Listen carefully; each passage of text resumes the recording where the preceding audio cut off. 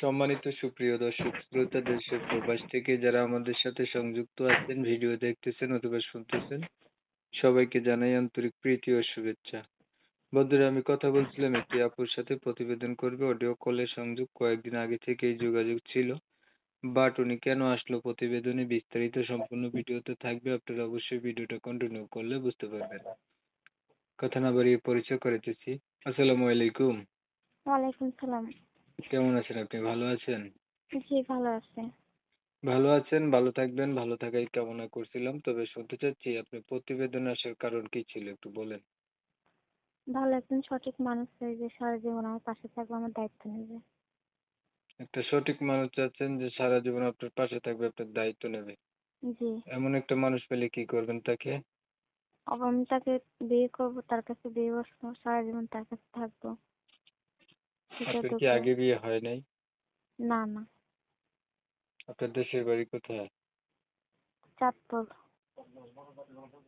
পরিবারে আছে কে কে? আমার আম্মু আর আমি। এই পর্যন্ত আগে প্রতিবেদন কয়বার করছিলেন? আমি প্রতিবেদন আসি নাই। আচ্ছা, ধরুন মনের মতো একটা মানুষ পাইলেন, মানুষটার বয়স হচ্ছে কি বেশি হলো, দেখতে কালো হলো, আগে বিয়ে করছে এমন হলো, তখন আপনি কি করবেন? সমস্যা নাই, সে যেন দায়িত্ব নিতে পারে, আমি তার কাছে বিবাহ বসবো।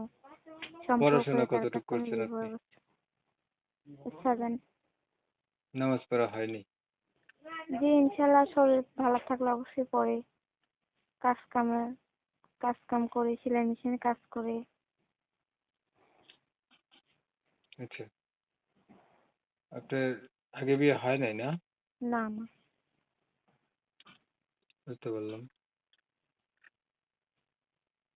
নামাজ তো পড়া হয় না? জি জি, আচ্ছা, পরে।